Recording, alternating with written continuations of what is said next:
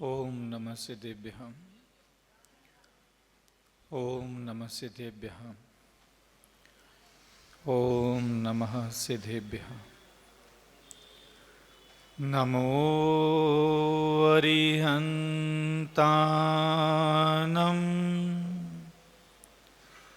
नमो सिद्धानं नमो आयरीयानं नमो वज्रायानं नमो लोये सौवसाहुनम्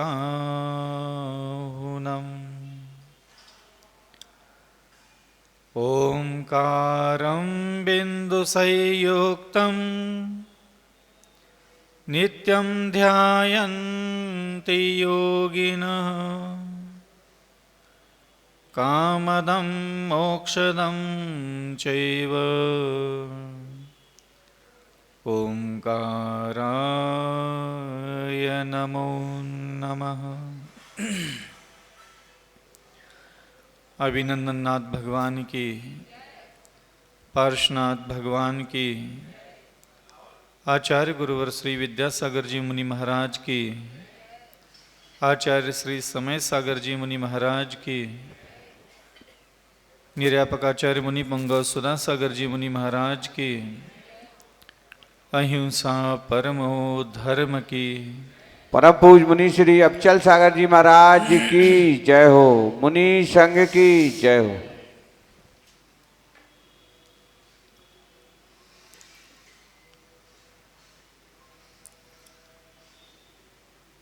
जन्म और मरण के बीच में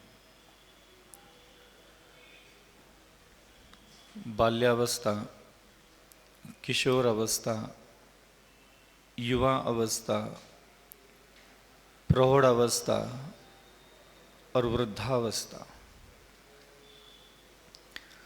इन सारी स्थितियों से हमें गुजरना होता है। और अलग अलग अवस्थाओं में जो हमारा मन है, बुद्धि है, विचार है, इंद्रियां है, ये अलग अलग चीज़ों को मांगती है।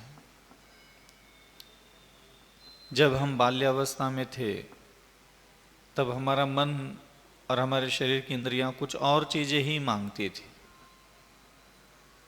जब हम किशोर अवस्था में आए तब हमारी बुद्धि, हमारी इंद्रियां कुछ और चीज़ों को डिमांड रखती है।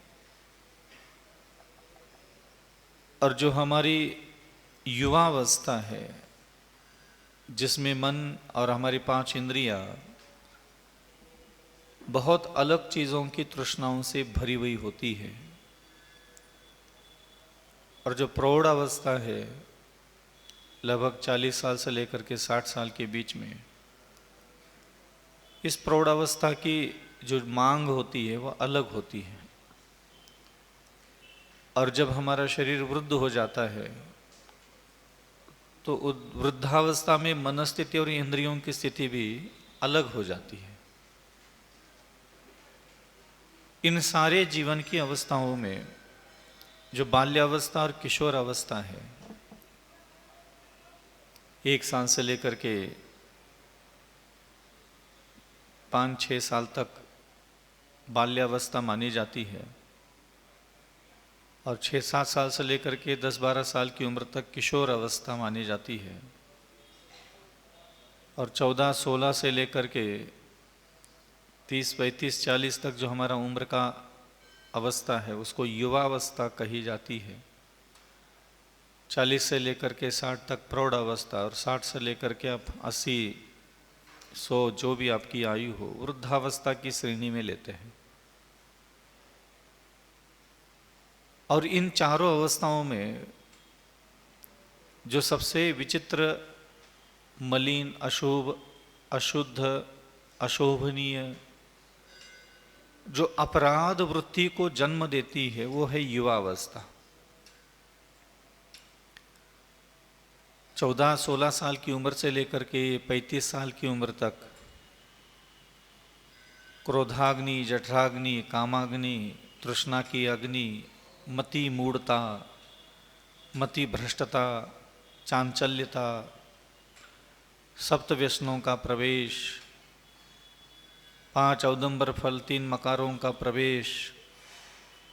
ये संसार में जितने भी अपवित्र कार्य है, जितने भी अमांगलिक कार्य होते हैं, वो प्राय करके उस युवा अवस्था में ही संपन्न हो जाते हैं। अगर हम अपने जीवन के अतीत में झांक करके देखते हैं तो बाल्य अवस्था और किशोर अवस्था तो निर्दोष अवस्था में ही निकल जाता है। इसमें ना अत्यंत बढ़ा हुआ राग नहीं होता, द्वेष नहीं होता, तृष्णा नहीं होती, आकांक्षाएं नहीं होते, कोई स्वप्न नहीं होते, कोई इच्छाएं नहीं होती, कोई इरादे नहीं होते, कोई वैर भाव नहीं होता, कोई प्रतिशोध की अग्नि हृदय में धधक नहीं रही होती है। और युवावस्था आते ही हमारे शरीर की इंद्रियां इतनी वेग धारण कर लेती है कि जब तक शरीर की उन इंद्रियों को वह वस्तु प्राप्त नहीं होती, तब तक मन आकुल, व्याकुल, बेचैन, घुटन, अनेक प्रकार के विचारों से ही वह भरा पड़ा रहता है।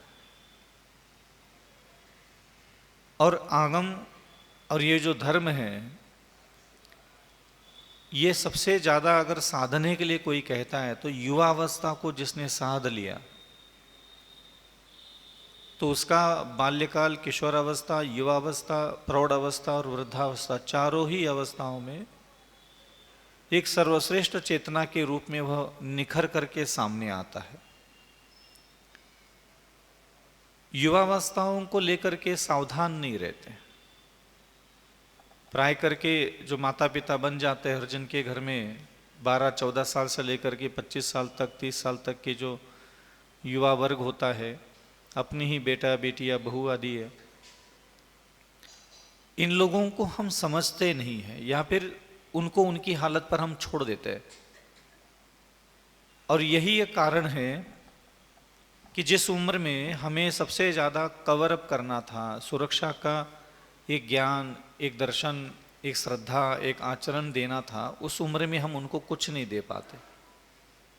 पढ़ाई पढ़ाई पढ़ाई, नौकरी नौकरी नौकरी के चक्कर में हम ये भूल जाते हैं कि वो युवावस्था में पहुंच गए हैं। और युवावस्था से आप लोग भी गुजर चुके हो, तो आपको पता होना चाहिए कि 16-14 साल से लेकर के 20 साल तक आपके दिमाग की क्या स्थिति थी। आपको सोचना चाहिए कि 20 साल की उम्र में तुम्हारी क्या हरकतें थी, तो वो कोई उस हरकतों से अलग नहीं होगा। जैसे तुम युवावस्था में सजना, सवरना, श्रृंगार करना, मोहित होना, शरीर का आकर्षण चित्त में इतना प्रचंड वेग धारण कर लेता है कि लगभग हमारे जीवन का 30-40% हिस्सा जो हम युवावस्था में व्यतीत करते हैं, 100% पूरा दिमाग शरीर, आकर्षण, श्रृंगार और रूप लावण्य के प्रति ही पूरा इन्वॉल्व होता है, इन्वेस्ट होके निकल जाता है। इसलिए जब भी कोई मलिन हुआ है, अपवित्र हुआ है, अशुद्ध हुआ है, वो प्राय करके युवावस्था में ही हुआ है। और कोई ये नहीं कह सकता कि गलती से हो गया। आम कभी भी गलती से खट्टा नहीं होता, आम कभी भी गलती से मीठा नहीं होता। बस वो होता है, उस अवस्था में होता है, उस परिस्थितियों से उसको गुजरना होता है। आम जानबूझ करके खट्टा नहीं होता और जानबूझ करके मीठा भी नहीं होता, बस उसको उन परिस्थितियों से गुजरना होता है। बाल्यावस्था निर्दोष कोई जानबूझ करके नहीं है। बाल्यावस्था, किशोरावस्था में कोई बहुत मन मलिन नहीं होता, इंद्रिया मलिन नहीं होती, तो कोई उसमें मेहनत नहीं है उसकी, वो सहज रूप से हो जाता है। कोई आपने कोशिश नहीं की है कि बाल्यावस्था में आप बहुत चित्त के शुद्धि थी, इंद्रियां निर्विकार थी, बुद्धि अबोध थी, तो इसमें आपकी कोई मेहनत थोड़ी ना है, वो तो सहज अवस्था है, वो होना ही था, उस अवस्था में वही होता है। लेकिन जो संयम है, तप है, ध्यान है, चिंतन है, आचरण क्रियाएं है, ये हमें देना चाहिए 8 साल से लेकर के 25 साल तक की उम्र के बच्चों को। हमेशा प्रेरणा देना चाहिए, बैठ करके बात करना चाहिए, उनको समझना चाहिए, और वो बातें बोलो जो आप अपने जीवन में कर नहीं पाए। आप संभल नहीं पाए, समझा नहीं पाए, स्वयं को बहकाने से रोक नहीं पाए, भ्रमित होने से रोक नहीं पाए, तो आप उनको रोकिए, उनको कहिए कहाँ भटक सकता है, कहाँ भ्रमित हो सकता है, कहाँ विक्षिप्त हो सकता है, किस प्रकार के कर्म होने की संभावना है इस उम्र में। और ये उपदेश माता पिता भाई बंधु आपस में जितना अच्छे से दे पाते उतना गुरुजन कभी नहीं दे पाते। आप हम जैसे संतों के पास आओगे तो यहाँ पुण्य पाप धर्म अधर्म एक ऊपरी सतह पर हम लोग एक सामान्य प्रक्रिया में जा करके, क्योंकि हम लोग जिनके साथ यहाँ उपदेश दे रहे तो हम उनको जानते ही नहीं, वो परिचित ही नहीं, वो आए पीछे बैठ गए 1 घंटा सुन ले और निकल गए। तो हम लोगों के हृदय में जो भावाभिव्यक्ति हमें पहुंचाना होती है हम उसको तहे दिल तक नहीं पहुंचा सकते। लेकिन एक माता, एक पिता, एक भाई, एक बहन, अपने अपने विश्वास पात्र जो रिश्ते होते हैं उनके साथ बैठ करके एक गंभीर वार्तालाप जरूर करना चाहिए। खास करके युवा और युवतियाँ, इन दोनों के साथ माता पिता को बहुत अच्छे से संवाद स्थापित करना चाहिए और उन संवादों में ये विषय लेना चाहिए कि हमें मित्र कैसे बनाना चाहिए, वार्तालाप कैसे करना चाहिए, किसके साथ उठे, किसके साथ बैठे, किस प्रकार अपने आप को शील और पवित्र आचरण के साथ शुद्ध, शरीर मलिन न होने दे, वाणी मलिन न होने दे, मन को मलिन न होने दे, अभद्र अशोभनीय अश्लील कोई कृत्य ना करे। तो इन चीज़ों के बारे में अगर हम नहीं बोलेंगे तो यहाँ बैठ कर के हम दुनिया भर के सारे मंत्र तंत्र पूजन पाठ की महिमा बताते रहेंगे, लेकिन हम लोग इस ज्ञान में, इस सारी श्रृंखला में तो आपको खींच करके भले ही यहाँ जबरदस्ती बिठा दे शिविर लगा करके, लेकिन आपका जीवन अगर बह रहा है उन नालियों में तो यहाँ की सारी सुगंध आपको कभी नासिका तक पहुँचेगी ही नहीं। इसलिए आप धर्म कितना करते हो ये बहुत अच्छी बात है, प्रशंसा की योग्य बात हो सकती है कि ठीक है कर रहे, लेकिन फिर भी अंतःकरण में बहने वाली जो नालियाँ होती है वो ज़्यादा बहती है। धर्म की अगर मान लो कोई गंगा बह रही है तो गंगा तो है ही नहीं, थोड़ी सी कोई एक आध बूंद बूंद टपकता है, सुबह शाम 1 माला 2 माला मंदिर पूजा पाठ कर ले, बाकी के समय जो हृदय बुद्धि विचार अंतःकरण है इसके अंदर जो भावनाएं कर्म के प्रेरणा से उत्पन्न होती है उस पर कोई भी लगाम लगाना नहीं जानता। उसका कारण ये है कि हमें पता ही नहीं है कि हमें लड़ना कैसे है। जिनेंद्र भगवान बार बार कहते हैं क्रोध मान माया लोभ ये आपके अंदर विकार है, अहंकार है, तृष्णा है, काम वासना है, आलस है, निद्रा है, प्रमाद है। भगवान आपको बार बार कह रहे हैं कि ये आपके अंदर दुर्गुण भरे पड़े और आप इसको नष्ट करो। और नष्ट कैसे होते हैं? बोले धर्म करो तो नष्ट हो जाते हैं, नहीं होते ऐसे। आप चाहे कितने भी मुनि बन के बैठ जाओ, आचार्य बन के बैठ जाओ, उपाध्याय बन के बैठ जाओ, चाहे श्रावक बन के बैठ जाओ, चाहे भगवान के भगत बन के बैठ जाओ, चाहे कुछ भी बन के बैठ जाओ, जिस विकार से जैसा लड़ना है तब तक उसके साथ वैसा ही नहीं लड़ोगे तब तक आप विजेता नहीं माने जाते। और मेरी इतनी साल की साधना में मैंने एक साधना बहुत अच्छा मानता हूं, उससे बेहतर मुझे आज तक कोई चीज हाथ नहीं लगी, वो है खुद से बात करते रहना। एक सिंपल सी साधना, एक सिंपल सा कर्म है जो हम दिन भर अपने घर में परिवार में, हम गरीब अमीर सुखी दुखी जो कुछ भी है, हम जहाँ है जैसे है, हम जिस भी कर्म का फल भोग रहे हो, हमारे आसपास के लोग किसी भी स्वभाव, किसी भी बुद्धि, किसी भी विचार के क्यों ना हो, और हमारा भी स्वभाव कैसा भी क्यों ना हो दुर्गुण से भरा हुआ, तो भी प्रत्येक हमारे अंतःकरण की समस्या का समाधान अगर किसी साधना में है तो वो है आत्मसंबोधन। अपने आप से बात करते रहना, अपने आप से हमेशा समझाते रहना। 2 प्रकार की आवाज हमारे दिमाग में चलती है, एक कर्म बोलता है और एक हम बोलते हैं। हमारे अंदर 2 आवाज होती है, किसकी किसकी? एक कर्म बोलता है और एक हम बोलते हैं। जैसे मैं यहाँ बैठा हूँ, अभी मैं कायोसर कर रहा था, कायोसर कर रहा था ठीक है, लेकिन मन क्या बोल रहा था? आज चौके में थोड़ा सा रोटी अच्छे से लेना, कल अच्छे से हार नहीं हुए थे। देखो उसको जो बोलना था बोल लिया ना, अब मुझे थोड़ी पता था वो मन मेरा क्या बोलने वाला है, मुझे तो पता ही नहीं था। आपको पता होता तो बताओ भाई, आपका मन क्या बोलने वाला है आपको पता रहता है, तो मुझे भी नहीं पता रहता। तो उसने बोल लिया, तो उसको तो जो बोलना था बोल दिया ना, उसमें तो मैं हस्तक्षेप नहीं कर सकता, उसमें मैं कोई मेहनत नहीं कर सकता, पुरुषार्थ नहीं कर सकता। उसको जो बोलना है वो बोल लेता है, फट ऋषि बोल लेता है। ना उसको लाज है, ना लज्जा है, ना शर्म है, ना मेरे मन को पता है कि मैं कोई मुनि महाराज हूं, ना तुम्हारे मन को पता है कि तुम कोई जैन हो, श्रावक हो, तुम किसी की पत्नी हो, पति हो। तुम्हारे मन को कुछ नहीं पता, ध्यान रखना। वो निर्लज्ज है, बेवकूफ है, उसको कुछ नहीं पता। उसको सिर्फ 4 चीजें पता होती है: भोजन मांगना, डरते रहना, स्त्री का शरीर मांगना, पुरुष का शरीर मांगना, और पैसा जमीन जायदाद मांगते रहना। उस तुम्हारे मन को 4 चीजों का ही पहचान है। ना तुम्हारे मन को पति है, पत्नी है, माता है, पिता है, भाई है, बहन है, ये मेरा मकान ही तेरा, उसको कुछ नहीं पता। उसको कोई लेना देना ही नहीं मन को, वो सिर्फ मांगता रहता है। और वो 4 चीजें पक्का मांगता है। वो कहीं भी खड़ा कर दो, शादी कर लो तो शादी कर ली, सभी लोगों ने तो कर ही ली ना, तो क्या तुम्हारे मन ने परस्त्री मांगना बंद कर दिया? दूसरों के रूप, लावण्य, सौंदर्य, दूसरों के शरीर से मोहित होना तुम्हारे मन ने बंद कर दिया? नहीं, वो तो चल ही रहा है। प्रेम होना बंद हो गया? वो तो उम्र की कोई लहलीज भी नहीं है। शर्म है तुम्हारे मन को? 60 साल की उम्र हो गई, तुम्हारा हृदय दूसरों से प्रेम करना बंद हो जाता है? चल ही रहा है। वो झरना फूटा हुआ है, वो बह रहा है, वो बंद नहीं होगा।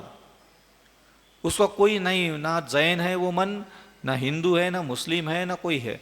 वो बस वो ऐसा ही है, वो यही चीजें मांगता है।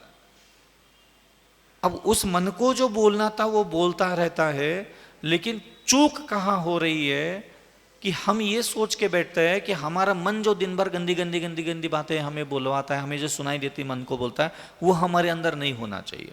अच्छे अच्छे अच्छे अच्छे बातें आना चाहिए। ये हमें सिखाया गया और ये गलत सिखाया गया।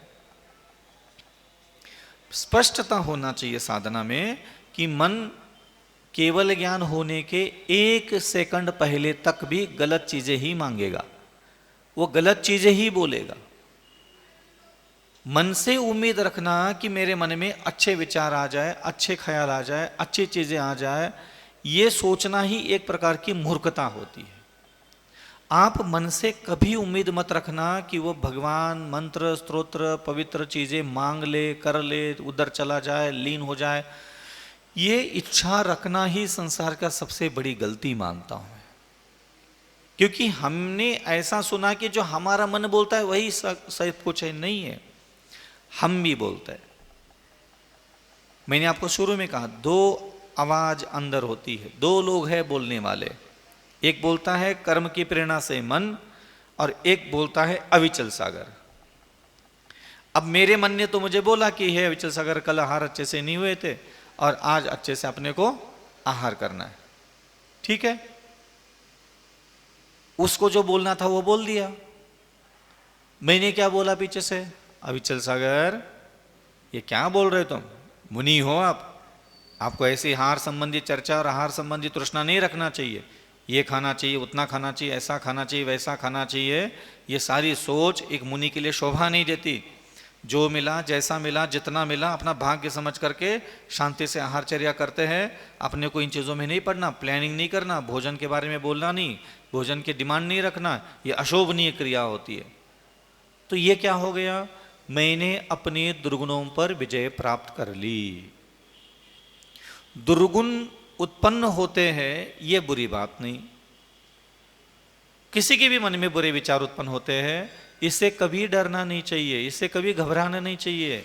दुर्गुण अगर आपके अंदर उत्पन्न होना बंद हो जाएंगे तो आपका मोक्ष आना कैंसिल हो जाएगा। आपको पता है, आपके मन में बुरे विचार उत्पन्न होना बंद हो जाएंगे, असभ्य, अशोभनीय, अश्लील अनेक प्रकार के विचार उत्पन्न होना बंद ही हो जाएंगे, तो आपका मोक्ष जाना कैंसल हो जाएगा, आपका कल्याण मंगल होना रुक जाएगा। क्या आप इस बात को मान लोगे? बात तो सही है कि नहीं? हाँ, इसलिए मेरे मन में बुरे विचार नहीं आए, ये नहीं सोचना चाहिए। आपके हक में है ही नहीं, आपके हाथ में है ही नहीं कि आपको क्या सोचना चाहिए और क्या नहीं सोचना चाहिए। यह आप कभी तय नहीं कर सकते।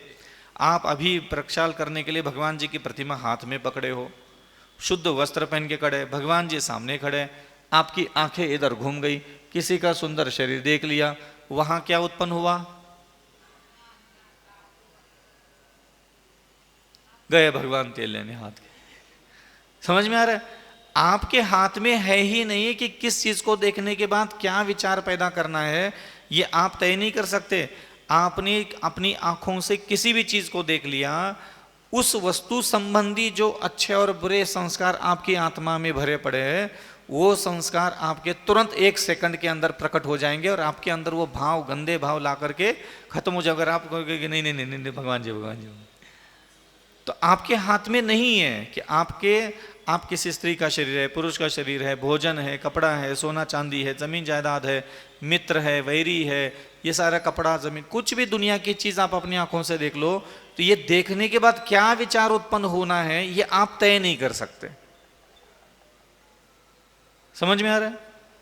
आप तय नहीं कर सकते। जैसे मैं रोज अविचल सागर मुनि महाराज को देख करके दया के भाव करूंगा, आप बोल लो एक बार, ठीक है, लेकिन ये रोज उत्पन्न हो जाए संभव नहीं है, ठीक है। अब मान लो मैं गंधोदक दे रहा हूं और आप मेरे पास आ गए, और आप आ गए और मैंने गंधोदक देना बंद कर दिया, आप दया करके दिखाओ मुझ पे। समझ में आ रहा है?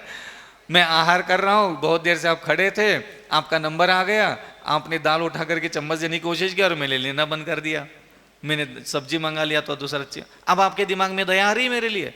संभव ही नहीं। आप तय नहीं कर सकते किस व्यक्ति के बारे में, किस परिस्थिति में क्या विचार पैदा करना है मुझे, आप उसका निश्चितीकरण नहीं कर सकते। आप कुछ भी निश्चित नहीं कर सकते, यह मेरा पति है, यह मेरी पत्नी है, और सारे संसार के सारे पुरुष और सारी महिलाएं मेरे लिए माता बहन, आप निश्चित करके दिखाओ,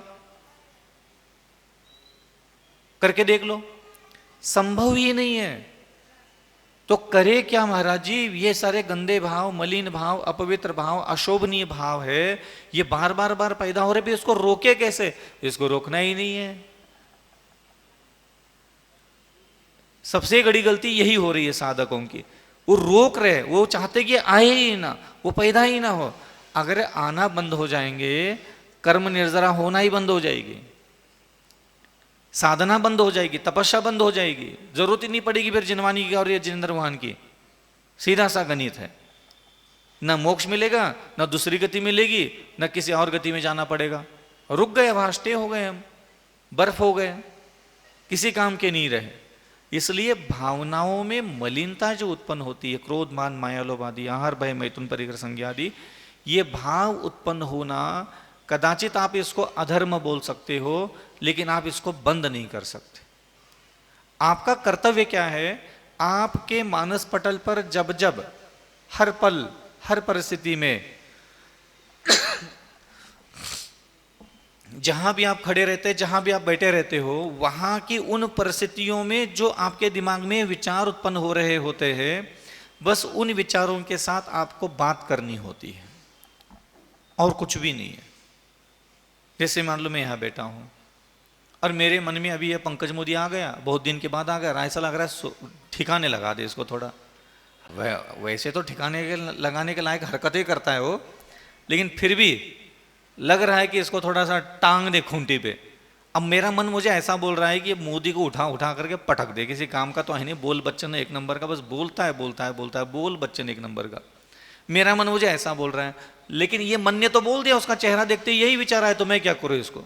उसके लिए मैं थोड़ी जिम्मेदार हूँ, उसके लिए उसकी हरकतें जिम्मेदार है। उसने वैसी हरकतें नहीं की होती तो मेरे मन में वो विचार भी उत्पन्न नहीं होते। अब मेरे अंतःकरण में इस मोदी के लिए जो विचार उत्पन्न हुए, अब ये मुझे कैसे पता चला कि मैंने बुरा सोचा? सोचने के पहले आया दिमाग में, क्या सोचने के बाद समझ में आया कि मैंने बुरा सोचा? बुरा सोचा ये सोचने के बाद। अब ये मेरे मन ने जो मुझे बोलना था बोल दिया, लेकिन अब मैं बोलूंगा, अब मैं ये बोलूंगा, नहीं अविचल सागर, ये पंकज मोदी है, कोई बात नहीं, थोड़ा कठोर है, थोड़ा बोल बच्चन है, थोड़ा मुंह फटा आदमी है, कोई बात नहीं, लेकिन है काम का आदमी अविचल सागर, जो इससे काम निकाल सकता है निकाल ले, हाँ, सबसे बेस्ट काम करके देगा, कोई बात नहीं। अविचल सागर संसारी जीव है, थोड़ा कमियां खामियां रहती है, लेकिन बंदा है मजबूत। मैंने ऐसा बोल दिया, तो इससे क्या होगा? मेरे अंतःकरण में उत्पन्न होने वाले उन बुरे विचारों पर मैंने विजय प्राप्त कर ली। विजय प्राप्त अगर करना है तो दुश्मन का होना भी जरूरी है। आप अकेले अकेले कैसे युद्ध खेलोगे? तो इसलिए बुरे विचार उत्पन्न होते हैं, ये बुरी बात नहीं है। आप उस पर विजय प्राप्त नहीं करते, ये बुरी बात है। आप कहीं भी बैठे रहते हैं, कहीं भी बैठे रहते हैं, कुछ भी कानों में सुनाई देता है, कुछ भी आंखों से सुनाई देता है, कुछ भी सूंघने में आता है, कुछ भी चखने में आता है हमारे, तब हमारे अंदर में एक विचार उत्पन्न होता है। वो विचार जो होते हैं हमारे पूर्व जन्मों के खोटे संस्कार होते हैं। किसी का रूप देखा नहीं, किसी का भोजन देखा नहीं, किसी का सोना चांदी देखा नहीं, किसी का मकान जमीन जायदाद देखा नहीं हमने, तो तुरंत वही विचार उत्पन्न होते हैं जो अनंत काल से उत्पन्न हो रहा है, और हम चाहते हैं कि वो विचार बंद हो जाए। आप अपने मन में उत्पन्न होने वाले विचारों की तरफ ध्यान न दे, आप तुरंत उस विचार के साथ बात करना चालू करें। समझ में आ रहा है? कल चौके में थे हम और दाल बहुत अच्छी बनी थी, बाकी सारी चीजें भी अच्छी थी, ऐसा नहीं कि नहीं तो चौके वाले कहेंगे कि महाराज जी हमारे क्रिटिसाइज कर रहे हैं। हाँ, अच्छा बना था, सब अच्छा अच्छा बना था। और मेरा मन मुझे कह रहा था हलवा बहुत अच्छा बना, इसको और ले लो और ले लो और ले लो। ठीक है, और कुछ लेना ही नहीं हमें आज, रहने दो सब चीजें। तो मन को जो बोलना है उसने बोल दिया। अब मैं तो मुनि हूं, मुझे तो पता है मेरे मन ने मुझे क्या बोला, वो सुनाई दे रहा था मुझे, वो कह रहा है मुझे। तो मैंने तुरंत बोला कि नहीं अविचल सागर, आप मुनि हैं, आप संयमी हैं, आपको रसनेन्द्रिय पर विजय प्राप्त करना है, आपको इंद्रियों के अधीन नहीं रहना है। भले ही तुम्हारा मन अविचल सागर तुम्हें कह रहा है कि ये मीठा बहुत अच्छा बना है, इसको और खा लो, अच्छा लगेगा, बहुत अच्छा है, ताकत आ जाएगी आ जाएगी, लेकिन आप इस मन के चक्कर में मत आओ अविचल सागर। आप मुनि हो, जो यथा योग्य आपके रत्नत्रय के पालन पोषण करने के लिए जितना आवश्यक अन्न है आप उतना ही लीजिए। अगर आपको पेट और भरना है तो आप रोटी खा लीजिए, सब्जी लीजिए, दाल लीजिए, उसके द्वारा भी आपका रत्नत्रय का पालन पोषण हो सकता है। सिर्फ मन बोल रहा है कि हलवा ज़्यादा ले लो, आप उसके चक्कर में मत आओ। जहाँ जितना तुम्हें आवश्यकता है उतना ले लो, लेकिन ज़्यादा के चक्कर में मत बैठना। इसको क्या कहते हैं पता है हमारे धर्म में? संयम। इसको संयम कहते हैं। बुरे विचार उत्पन्न होने के विदिन तीसरे चौथे पांचवें सेकंड में आपने अपने मन के द्वारा उसके साथ बात करके उसको शांत किया, उसके उस मन में उत्पन्न होने वाली उन अभिलाषाओं को, इच्छाओं को, कामनाओं को आपने शमन किया, दमन किया, और शमन और दमन करके आपने उस पर विजय प्राप्त कर लिया, तो उसको बोलते हैं इंद्रिय विजेता। और जस्ट ये काम जो व्यक्ति करने लग जाता है हमेशा हमेशा, विदिन सेकंड के बाद वहां रिद्धियां, सिद्धियां, शक्तियां, दिव्यता, अलौकिक अनुभूतियों का पूरा संसार आपके सामने आकर के उपस्थित होने लग जाता है। कोई दुर्लभ नहीं है संसार में, कोई कार्य कठिन नहीं है, क्योंकि मेरे मानस पटल पर एक बहुत अच्छी शिक्षा बैठी है। जो भी बुराई पर विजय प्राप्त करने का काम होता है वो 48 मिनट में ही होता है, वो 48 मिनट में ही होता है। बाकी सारी चीजें तो ठीक ही है। बीज बोने में 1 घंटा लग जाता है, फसल उग करके बड़ा छोटा होकर के कटाई होकर के यहाँ तक आने के लिए कई बार 4 महीने लग जाते। तो बोने के लिए तो 1 घंटा लग गया, लेकिन फसल उग करके आने से लेकर के चक्की तक पहुंचने के लिए उसको 4 महीने लग गए, और चक्की में दाना डालते ही आधा घंटे के अंदर रोटी बन करके तैयार, खा भी लिया हमने 48 मिनट में। तो जो मूल काम है संसार का, मोक्ष जाने का, वो 48 मिनट में ही पूरा हो जाता है। इसलिए इससे घबराना नहीं चाहिए। अरे हमारे मन में इतने गंदे विचार आते हैं, इतने मलिन विचार आते हैं, इतने बुरे बुरे ख्याल आते हैं, महाराज क्या करे बताओ, दिन भर ना बहुत दिमाग में बहुत अशांत चलते हैं हम। अरे घबरा क्यों रहे हो? तुम्हारे यही मलिन विचार, अशोभनीय विचार, अशुद्ध विचार ही तुम्हें स्वर्ग ले जाएंगे और तुम्हें मोक्ष ले जाएंगे। उसके बिना तो तुम जा ही नहीं सकते, मैं ही नहीं जा सकता। कई लोग आते हैं हमारे पास, महाराज जी हम भगवान जी के पास बैठते, पूजा करने के लिए बैठते हैं, महाराज बहुत गंदे गंदे ख्याल आते हैं। आने तो बेटा, बहुत अच्छी बात है, क्या घबराना है इसमें? भगवान जी के सामने बैठ करके महाराज जी अगर गंदे गंदे विचार आ रहे तो बहुत ज्यादा पाप कर्म का बंध बंधेगा। मैंने कहा नहीं बनते भाई साहब, नहीं बनते। मैं भी बैठा रहता, मेरे भी आ जाते। मैं तो उसको यही बोलता, अरे आपके भी आ जाते महाराज जी। हाँ तो क्या हो गया? उस मन थोड़ी मुनि महाराज बना है, मन थोड़ी मुनि बना है। मन तो अभी मुनि बना ही नहीं, उसको तो बनाने के लिए 20 साल से मेहनत कर रहा हूं भाई, हमें तो मन नहीं बना। फिर महाराज आप क्या करते रहते? मैंने कहा वो आते जाते रहते हैं, कभी क्रोध आता है, मान आता है, माया आती है, लोभ आता है, आहार संज्ञा, भय संज्ञा, मैथुन संज्ञा, परिग्रह संज्ञा, आलस है, निद्रा है, प्रमाद है, भोजन है, सब आता है मेरे मन में। अरे महाराज आप गलत बोलते, आप मुनि महाराज, आपके अंदर तो आता ही नहीं होगा। हम इधर क्या कर रहे हैं भैया फिर है? ये देवता किस चीज के लिए इंतजार कर रहे हैं वहां आसमान पे बैठ कर के अविचल सागर जी अपने दुर्गुणों पर विजय प्राप्त करेगा, इसी इंतजार में बैठे हैं ना।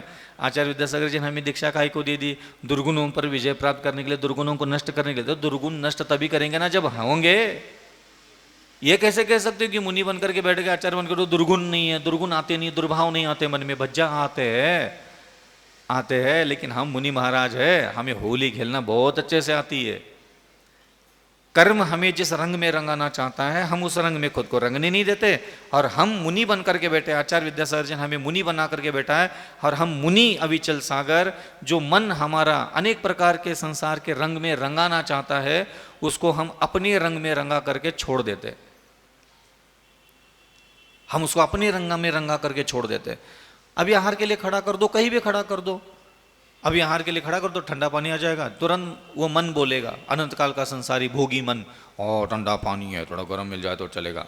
मैं मुनि मन को बाहर निकाल लेता हूँ। ए मुनि मन अविचल सागर, सिखा इस मन को बोल। तो मुनि वाला अविचल सागर जो तो मन है ना, अविचल सागर जी का जो मुनि बनने वाला मन है, वो उससे बात करता है कि नहीं, जो मिला है, जैसा मिला है, शीत हो उष्ण हो, समता भाव से इसी को सेवन करो, बस हो गया मेरा काम। इतना छोटे छोटे काम करने पड़ते, इसमें कोई लंगड़ी तंगड़ी कोई कबड्डी नहीं खेलना है किसी के साथ।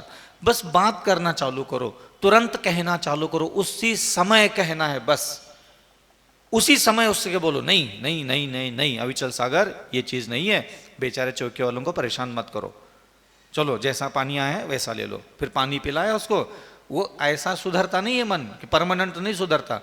फिर आ गई रोटी, रोटी में घी नहीं लगी, सुकड़ी सुकड़ी सी। अब क्या होता है, दिक्कत क्या होती है, महाराज आ रहा है बोल करके 1 घंटा पहले एक थाली सजा के रखते हैं, वो थाली रखी रहती खुली, उसको लगती हवा, पंखा सब लगा रहता है, वो रोटी हो जाती सूख, वो 2-3 रोटियां ऊपर ऊपर होती है ना, वो पूरी सूख जाती है, किनार किनार कड़ी हो जाती है, बीच की पपड़ी भी सूख जाती है, घी भी चुपड़ा चुपड़ा सब गटर हो जाता है।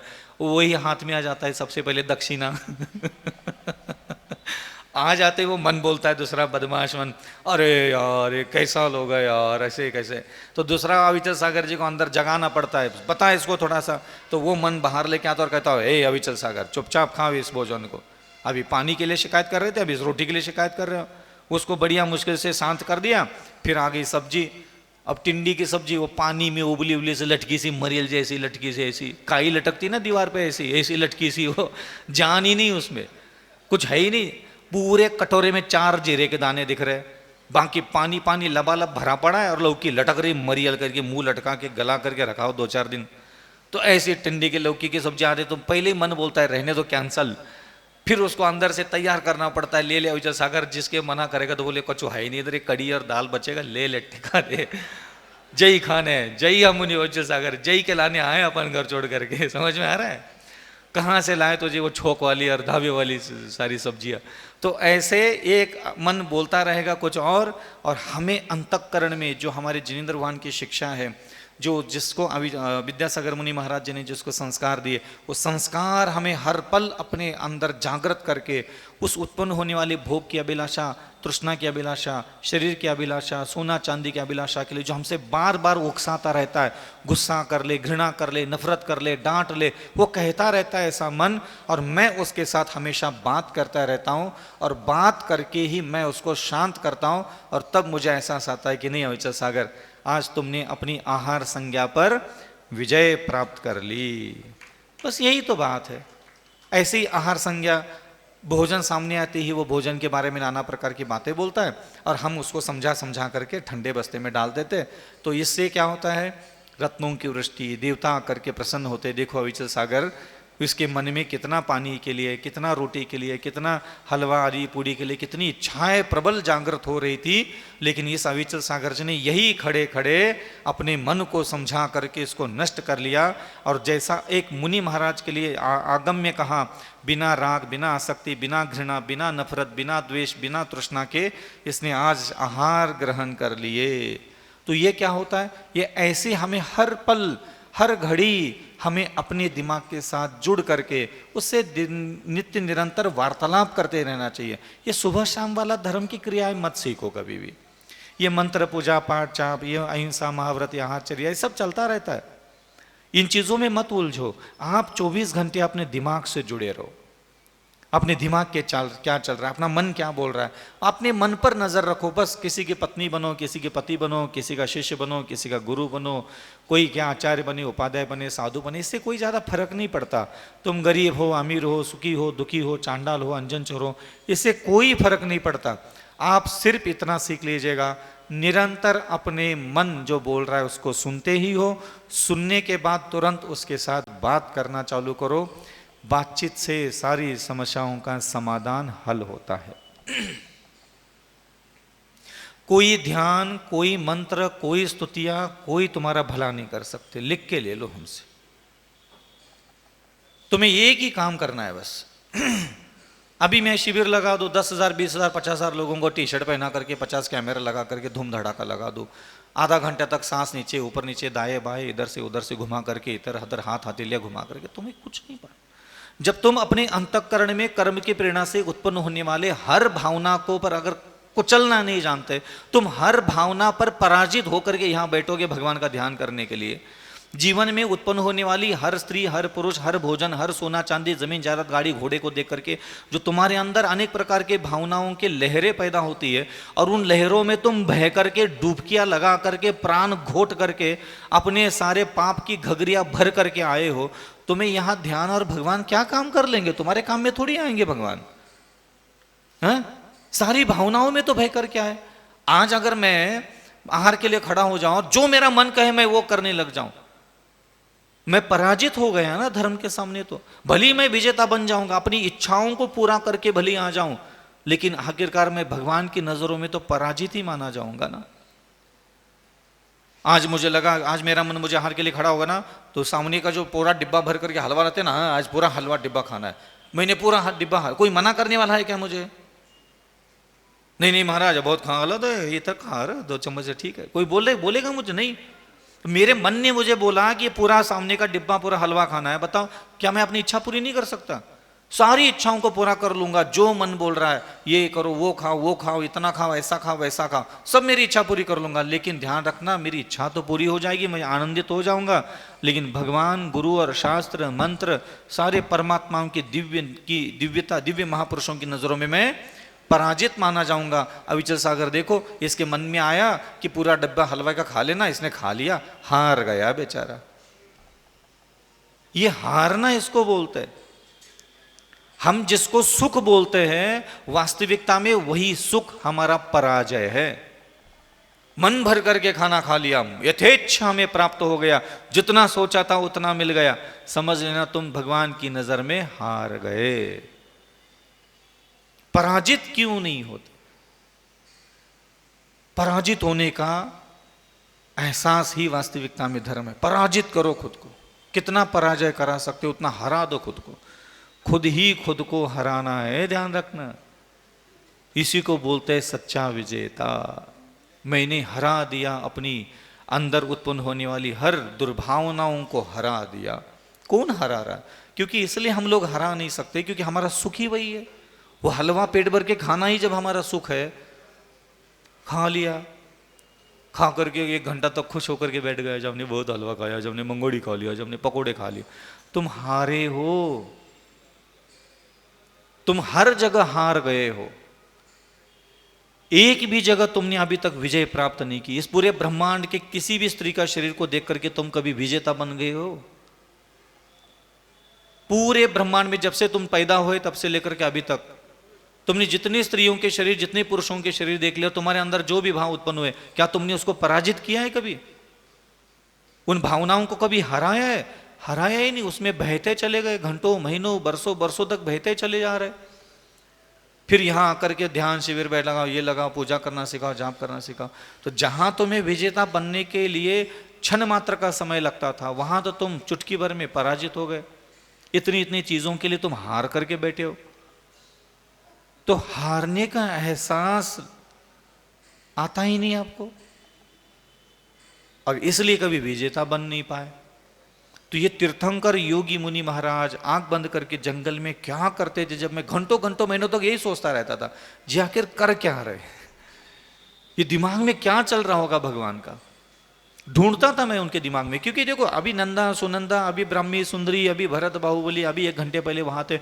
अब क्या ये सारी बातें डिलीट हो गई होगी उनके दिमाग से, बचपन से लेकर के अभी तक पूरी जवानी में जो कर्मकांड किए घरे बैठ करके आदि कुमार ने, क्या वो दिमाग से डिलीट हो गई क्या? वो सारे भाव, वो सारा राग, वो सारा द्वेष, वो सारी क्रियाएं, वो सारा दंड देना, वो सारे प्रजा को सजा देना, वो सारी शिक्षा देना, वो सारा हंसना मुस्कुराना, खाना खिलाना खिलौना, हा हा ही हु, ये सब चीजें क्या दिमाग से हट गई क्या? डिलीट हो गई क्या? नहीं होती ना डिलीट, कैसे डिलीट हो सकती है? और डिलीट हो जाएगी तो केवल ज्ञान नहीं होगा। केवल ज्ञान प्राप्त करने का आधार क्या है?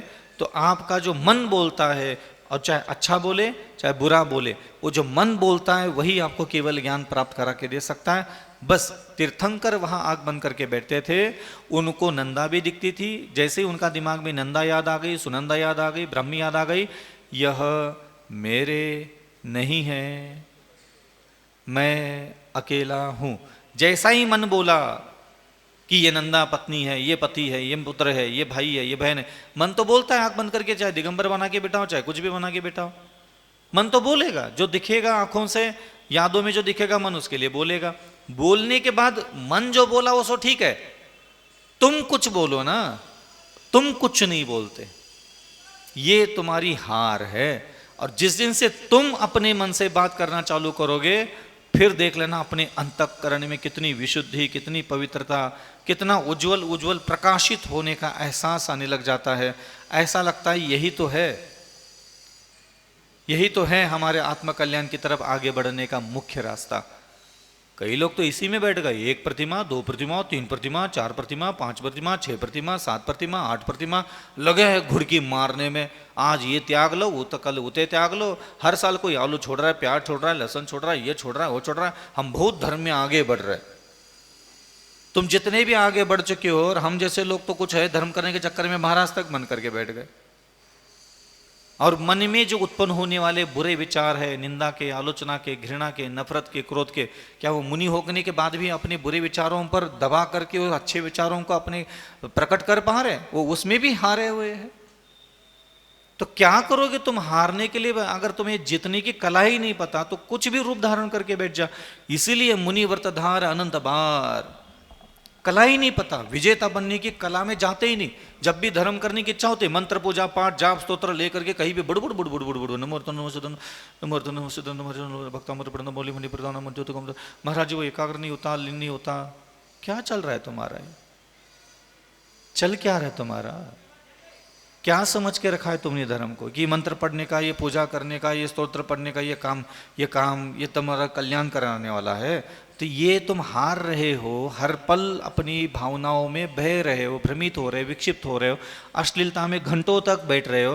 तो इससे क्या निर्माण हो रहा है भाई? अगर तुम्हारे 1 घंटे की पूजा से अगर तुम्हारा मोक्ष निर्माण हो रहा है, फिर बाकी के 18 घंटे की जो क्रोध मान माया लोभ अहंकार तृष्णा वासना अभिलाषा छल कपट में तुम घुड़कियां मार रहे हो, वो क्या निर्माण कर रहा है? वो कुछ नहीं निर्माण कर रहा है, वो अनंत काल का संसार निर्माण कर रहा है। तो वो क्यों नहीं सोचते हम उसके बारे में? कुछ नहीं, बस ये आधा घंटा 1 घंटा इधर आकर के जो कबड्डी कबड्डी कबड्डी खेलते हो, उसके बारे में 24 घंटे मैं तुम्हें बातें बताता रहूं क्या? कल्याण अगर मुझे आपका करवाना है, मैं अगर कल्याण का ही उपदेश दे रहा हूं, तो ये पूजा का ही क्यों उपदेश दूं? मैं तुम्हारे पूरे जीवन को क्यों न व्यवस्थित करूं? खाली पूजा ठीक हो जाएगी, जाप ठीक हो जाएगा, स्तोत्र ठीक कर लोगे तो क्या होने वाला है? कुछ नहीं होने वाला। तो इसलिए ध्यान रखना, प्रतिपल वाला, प्रति समय, जिस भी दुकान में बैठे, मंडी में बैठे, घर में बैठे, आसपास कहीं भी दुनिया के 3 लोग में कहीं भी तुम खड़े रहो, और जो आज मैंने आपको साधना बताई आप उसको फॉलो करो। सिर्फ आपको इतना करना है, आपके मन आपको जो कह रहा है उसको सुनो, और सुनने के बाद अगर आपको लगता है कि इससे कल्याण होता है तो उसको करो, नहीं है तो उसके साथ बात करो, उसको समझाओ उसी समय, लेकिन बाद में नहीं। उसी समय अपने हृदय को समझाओ ना। दूसरों को क्या समझाना है, इसके लिए तो घंटों तक दिमाग सोचता है। सही कह रहा हूं मैं? एक्चुअली ये सारा चीज रामायण क्यों है? क्योंकि आप किसी के पति, किसी की पत्नी, किसी की माँ, किसी के बाप, किसी के भाई बहन बन जाते हो, और पूरा दिमाग अब किनको किनको कैसा कैसा रहना चाहिए, किसको किसको क्या क्या बोलना है, किसको किसको कैसा कैसा होना चाहिए, सिर्फ इसी के बारे में दिमाग सोचता रहता है। दूसरों के जीवन पर स्वामित्व भाव की हमारी जो कल्पना है ना, वो पूरा दिमाग उलझ जाता है उसमें कि वो कैसा होना चाहिए, उसको कैसा बोलना चाहिए, उसको कैसा सोचना चाहिए, उसको कैसा मेरे साथ रहना चाहिए, और वो सारी कल्पना करने में दिमाग खर्च होता है। इन चीज़ों में आप मत पड़ो। दूसरों के जीवन के बारे में, दूसरों की सारी चीज़ों के बारे में सोचना बंद करके 24 घंटे खुद के दिमाग को सुनो। खुद के दिमाग को सुन करके उसके साथ बात करके उसको समझाने में कामयाबी हासिल करो। मोक्ष मार्ग कोई साधना, तपस्या, त्याग का नाम नहीं है। मैंने एक लाइन में पूरा मोक्ष मार्ग समझा, वो है हे अविचल सागर, खुद को समझाने में कामयाबी हासिल करना है, समझ लेना मोक्ष है। अगर तू खुद को समझाने में कामयाबी हासिल नहीं कर रहा है, चाहे तो आचार्य बन जा, उपाध्याय बन जा, साधु बन जा, डिमड़ी मार ले, टमड़ी मार ले, प्रभावना कर ले, डेंगे मार ले, धरती पर हजारों करोड़ों मंदिर बना दे, जन्मभूमि बना दे, तुम्हारा कोई दुनिया का भगवान भी भला नहीं कर सकता। ना पुण्य भला करेगा, ना तो तीर्थंकर के कोख से उनकी औलाद बन करके भी पैदा हो जाए तो भी तेरा भला नहीं है। करना तो तुझे जय साधना है। समझ में आ रहा है कुछ कह रहा हूं? खुद को समझाने में कामयाबी हासिल करते रहना है, हर पल हर समय। मन कुछ भी बोल सकता है, तुरंत उसको समझाओ, तुरंत उसको समझाओ, तुरंत उसको समझाओ, तुरंत उसको समझाओ, दिन भर समझाते रहो। इसलिए क्योंकि मन परमानेंट समझदार कभी नहीं बनेगा। समझ में आ गया? मन परमानेंट कभी भी कोई भी चीज समझता ही नहीं है। बचपन में हमारे दादाजी जो है चिलम पीते थे। चिलम जानते हैं? तो चिलम के ऊपर जब तंबाकू बिम्बाकू, एक पहले कंकड़ भरते चिलम में, कंकड़ डालना पड़ता है, फिर कंकड़ ऐसे वो लोहे की सलाई से ऐसे अंदर ढकेल दे देते, धक्का मार कर, फिर उसमें से बढ़िया महीन तंबाकू भर देते थे। फिर अब उसके ऊपर क्या चाहिए? अंगारा, अंगी क्या बोलते हैं आप लोग? आगी, हाँ। तो वो बोल देते थे ले क्या, सामान चले जाते थे अंदर। चूल्हे में कोई ना कोई बैठा रहता था, तो वो गोबर के कंडे के घपला पला होता था ना, वो उसको टुकड़े टुकड़े करते थे, उसको चूल्हे में से निकाल करके हाउ माते हाउ हाउ, हाँ। तो उसके इतना सा टुकड़ा ले लिया और वो एक प्लेट पर रख देते थे और जा करके दादाजी को दे देते। बचपन में तो यही होता था। थोड़ा बड़े हो गए तो क्या करने लगे, हाथ में ले लिए, अंगारा हाथ में ले लिया। अब अंगारा हाथ में तो कोई पकड़ नहीं सकता, लेकिन यहां से लेकर के 50 फुट 100 फुट तक जाना है, उनको देना है। तो क्या करते थे, उस अंगारे को हम ऐसे उछल उछल करके ऐसे उचका दिया, इस हाथ में लिया, इस हाथ में लिया, इस हाथ में लिया, और चलते चले चलते चले चलते चले गए और जा करके दादाजी के पास दे दिया। दादाजी ने मेरे से हाथ में लेकर के उसको टका दिया और बस सुट्टा मार लिया। एक्चुअली यही क्रिया जो है कि अंगारा हम हाथ में पकड़ नहीं सकते, रख भी नहीं सकते, उसको छोड़ भी नहीं सकते। उसको यहां से अंगारे को वहां तक पहुंचाना है, तो उसको अपनी चमड़ी के कनेक्टिविटी में लंबे समय तक मत रखो, लंबे समय तक आसमान में मत रखो, लंबे समय तक हाथ की चमड़ी पर भी मत रखो। बस ये ही मन के साथ हमेशा करना पड़ता है। मन निरंतर आकर के, जैसे अंगारा आकर के चमड़ी को चिपकेगा हर सेकंड में, और उसी सेकंड में हमें उसको ऊपर उछालना होता है और हवा में ढकेलना होता है। ऐसे ही प्रतिपल मन में क्रोध, मान, माया, लोभ, क्रोध करो, मान करो, इसको डांट दो, उसको डांट दो, उसको घूर के देख लो, इसको पलट कर देख लो, ये कितना अच्छा है, ये कितना घिना है, ये तो बदमाश है, ये तो चोर है, इसी के तैसे, ये तो नालायक आदमी है। हमेशा मन में यही, किसी का थोबड़ा देखा नहीं, उसके लिए एक नया विचार आया नहीं। ये हजारों लाखों विचार दिन भर पैदा होते रहते हैं, फिर हम हर बार पराजित हो जाते हैं।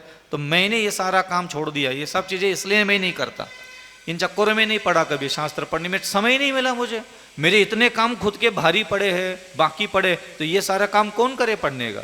इसलिए हमने इन चीज़ों से मुक्ति पा करके बैठ गए आंख बंद करके, और उसके साथ मैं दिन भर खेलता रहता हूँ। वो मेरा मन है, इंद्रियां मेरे पास है। मन क्या काम करता है, जो जो मेरे शरीर में इंद्रियां है, उन इंद्रियों की भोग की वस्तु कैसे प्राप्त करना, कब प्राप्त करना, उसके जुगाड़ के सारी कल्पना करता रहता है मेरा मन। आपका मन भी वही करता रहता है और कुछ करता ही नहीं। कभी मन जो हमारा, मन को जिसमें सुख है उसकी चित्र दिखाता है, कभी मेरा मन आंखों को किस किस चीज़ में सुख मिलता है उसकी प्रेरणा देता रहता है, कभी मेरा मन मेरे जिह्वा को रस इंद्रिय चाहिए, उसकी कल्पना करते हुए आधा 1 घंटा निकाल लेता है। कभी मेरा मन किसको कैसे बोलना है, किसको क्या क्या गाली देना है, किसको कितना ठिकाने लगाना है, किसको कितना क्या क्या सुनाना है, इसके बारे में सोचने में आधा 1 घंटा निकाल लेता है। कभी मेरा मन कहाँ कहाँ जा करके क्या क्या गाना सुनना, किसके साथ बात करना, किसकी प्रशंसा सुनना, किसकी निंदा चुगली सुनना, इसकी थोड़ा दिन में 2-4 20 मिनट 25 मिनट तक दिमाग लगा लेता है। फिर खाना खाना, फिर आधा 1 घंटा हमारा मन जो है क्या खाना, कैसा खाना, कितना खाना, क्या बनाना, किस प्रकार खाना।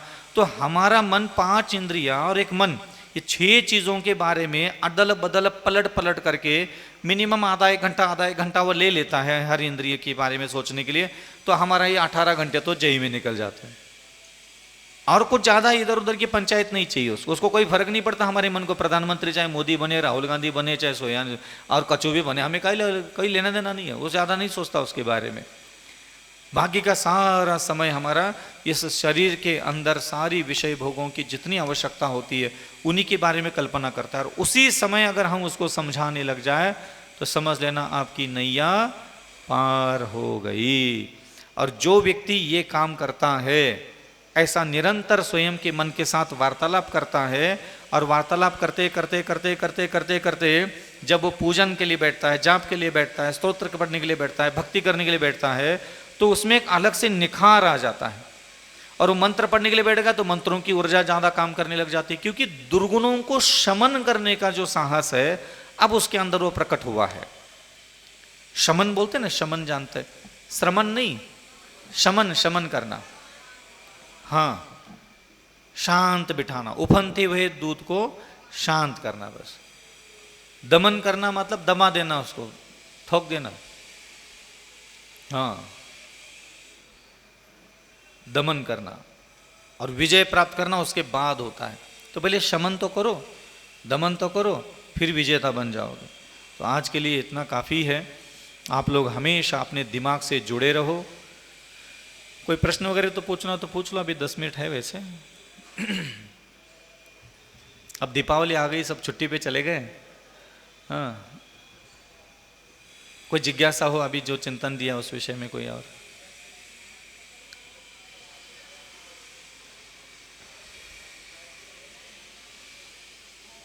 नहीं है?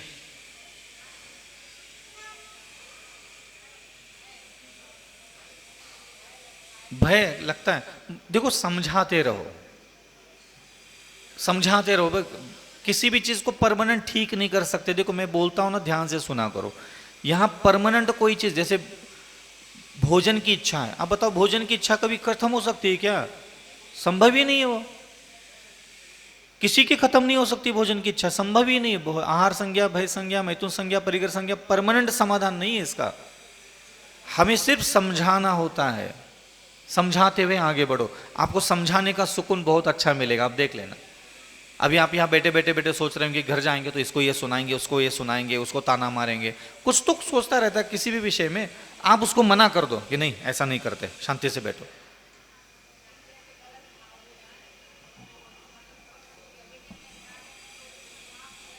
अरे तुम्हें पाप और पुण्य कहाँ से दिमाग में आती बातें? साधना तो करो, पाप लगने दो, तुम्हें क्या पाप से लेना देना? पाप की शर्म होती तो क्या बात थी? पाप की बातें करने वाले व्यक्ति को तो मैं संसार का सबसे बड़ा मूर्ख व्यक्ति मानता हूं। हाँ, पाप से क्या लेना देना हमारा? साधना से मतलब रखो ना, क्या लेना देना पाप से? पाप से धर्म का क्या लेना देना? पाप का साधना से कोई लेना देना नहीं है। आप साधना अलग है, साधना से मतलब रखो, ये पुण्य पाप के चक्कर में मत पड़ो। मैंने अभी आपको कहा कि मैं यहां बैठा हूं और मेरे मन ने मुझे कहा कि भाई हलवा पूरा खा ले, अब तुम्हें इसमें पाप की पड़ी है। पाप, योग साधना करते समय पाप पुण्य का हिसाब किताब नहीं देखा जाता। योग साधना में योग पर विजय प्राप्त किया जाता है। जिंदगी इसी में तो बर्बाद हो गई आप लोगों की, पाप पाप पाप के चक्कर में। कुछ नहीं होता यह पाप और कुछ नहीं होता पुण्य। आप अगर मन को समझाओगे नहीं 4-5वें सेकंड में, वो तो पाप तो कमा ही रहे हैं अनंत काल से, कोई पहली बार कमा रहा है क्या? अब देखिए, मेरे मन ने मुझे कहा कि पूरा हलवा खा लो और मैं खा लेता तो कितना पाप कमाने वाला था? 2 किलो पाप कमाने वाला था। लेकिन मेरे मन ने कहा तो मैंने उसको समझाया और 4 चम्मच हलवा दिया, तो मैंने हलवा भी खाया, तो ज्यादा ज्यादा 100 ग्राम पाप आया होगा मेरे पास, आने तो दो यार, 1 किलो 900 ग्राम पाप तो हट गया मेरा। समझ में आ रहा है ना? योग साधना ऐसी की जाती है, इसमें पुण्य पाप का तोला नहीं जाता। योग साधना में समय तोला जाता है। समय का मतलब, अभी मेरे अंदर क्रोध करने की इच्छा उत्पन्न हुई और चौथे सेकंड में मैंने खुद को समझाया और मना कर दिया, नहीं जैसा अगर क्रोध नहीं करते, चुप है, शांति से बैठ, हो जा रहा है होने दो, जाने दो इसको। तो 4 सेकंड का पाप तो लगी ना, लेकिन मैं जो 3 घंटे 3 महीने मेरा जो कर्म का बंद होने वाला था, हाँ, तो योग साधना में पाप और पुण्य के चक्कर में नहीं पड़ना। हर बात पे पाप लग गया, पाप लग गया बोल करके कौन से दूध के धोले काम कर रहे हो? हाँ, कुछ नहीं है, ये सब बकवास बात है, पुण्य पाप की बातें करना। समझ में कुछ आता धरता है नहीं, बिना पाप की कोई जिंदगी होती ही नहीं है। मैं बार बार अभी आपको चिंतन देते समय बोला कि भाई मेरे अंदर आता है, मैं भगवान के सामने बैठता हूं तो मेरे अंदर क्रोधमान माया लोभ आता है भाई। कोई बोल के दिखाए कि नहीं आता? कौन सा दुनिया का चमड़ी का धारण करने वाला इंसान है तो बोल के दिखाए, हिम्मत हो तो कि मेरे अंदर क्रोधमान माया लोभ आहार भय मैथुन परिग्रह संज्ञा हो, मेरे अंदर भाव उत्पन्न नहीं होते। बोल दे थोड़ा, कोई किसी भी पद पे किसी भी ऊंचाई पे जाकर के बैठा क्यों ना हो, बोल के अपने मुंह से। तो ये साधना पद्धतियों को समझो ना, साधनाओं को समझो। आज हमारे आचार्य विद्यासागर मुनि महाराज अभी अंतिम समय में भी किस पर विजय प्राप्त कर रहे थे? भाई क्रोधमान माया लोभ आहार भय मैथुन संज्ञा पर ही तो विजय प्राप्त कर रहे थे, तो नहीं थे ऐसा क्यों बोले हम? इसलिए कभी विचलित नहीं होना चाहिए, पुण्य पाप का चक्कर छोड़ो और बस जो हमने कहा है उस दिशा में एक कदम आगे बढ़ाओ, फिर आपको पता चलेगा कि एवरेज कम होता चला जाता है। तो जो अशुभ क्रियाओं से निवृत्त होकर के शुभ क्रियाओं में प्रवृत्त होता है, वही वास्तविकता में सम्यक दृष्टि होता है। 2 नहीं, एक आवाज आएगी, दूसरी आवाज आपको निकालना है।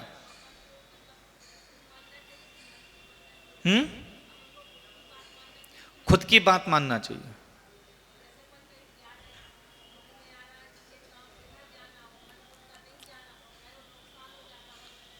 वो कर्म का फल है, वो कर्म का फल है। देखो, शुभाचरण और अशुभाचरण संबंधी उपदेश है। तुम क्या करोगे क्या नहीं करोगे, ना हानि होगी लाभ होगी, से मुझे लेना देना नहीं है। तुम्हारा करोड़ों का नुकसान होगा, मुझे से लेना देना नहीं। हिंसा झूठ चोरी मैथुन परिग्रह क्रोध मान माया लोभ करने के लिए कहने वाले मन को मैं ज्ञान देने के लिए कह रहा हूं। इतने जा रहा है उतने जा रहा है, 5,000 का नुकसान हो गया, मुझे क्या लेना देना उससे है? हम तो चाहते हैं तुम पूरे बर्बाद हो जाओ, घर बिक जाए, मकान बिक जाए, जमीन जायदाद बिक जाए, तभी तो तुम्हारी का बनोगी, उसके पहले तुम बन ही नहीं सकते। देखो, मनोविकार, वचन विकार, इंद्रिय विकार को प्रेरणा देने वाली जो विचार उत्पन्न होते हैं, उसको शमन दमन करने के लिए कहा रहा। अहिंसा परमो धर्म की। आचार्य गुरु श्री विद्यासागर जी मुनि महाराज की, आचार्य श्री समय सागर जी मुनि महाराज की, निर्यापक आचार्य मुनि पुंगव सुधा सागर जी मुनि महाराज की। अहिंसा परमो धर्म की।